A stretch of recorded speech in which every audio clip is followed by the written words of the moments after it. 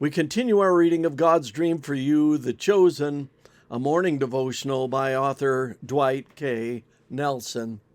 Our reading today, November 25, A Tale of Two Sauls, Part 2. But he said to me, My grace is sufficient for you, for my power is made perfect in weakness. Therefore I will boast all the more gladly about my weaknesses, so that Christ's power may rest on me. 2 Corinthians 12:9. There is an obscure chapter in the second Saul's life that seldom is reviewed, and yet which holds perhaps the greatest secret of all humility. The newly converted Paul disappeared for several years. Piecing together the New Testament record, we conclude he eventually returned to his hometown of Tarsus. While there, Paul was granted some spectacular visions by God. That divine entrustment precipitated one of the great crises and principles of humility. Quote, I know a man in Christ who 14 years ago was caught up to the third heaven. Whether it was in the body or out of the body, I do not know. God knows. End quote. 2 Corinthians 12:2. Paul uses the same literary device as John did by intentionally, humbly, cloaking himself in the third person. But from his description, it is clear that through visions, Paul was granted personal access to paradise, where he heard and saw inexpressible things.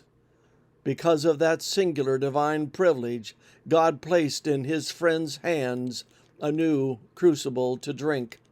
Quote, to keep me from becoming conceited because of these surpassingly great revelations, there was given me a thorn in my flesh, a messenger of Satan to torment me. End quote. Verse 3. The Greek word for thorn is not the one used for Christ's crown of thorns, but rather describes a wooden sliver jammed into the flesh, like a splinter beneath your nail, because Paul describes it as in my flesh.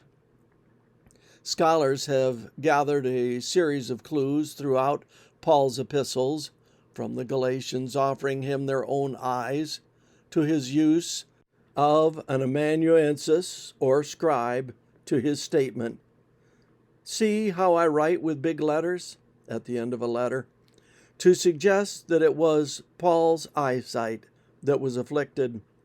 Was it the physical consequences of his Damascus Road encounter with Jesus? We don't know. But clearly it was a constant reminder of his limitations and physical inadequacies, making him dependent on others for his ministry functions and causing him inconvenience, embarrassment, and painful discomfort. No wonder Paul describes its source as a demonic angel, a messenger of Satan, to torment me. Greek, to strike with a fist. Why such pain? To keep me from becoming conceited, that is, to keep me humble. It makes you wonder, could it be that suffering sometimes is a divinely permitted antidote to our pride? And could we, like Paul, come to where we glory in it? This concludes our reading today of God's Dream for You, The Chosen.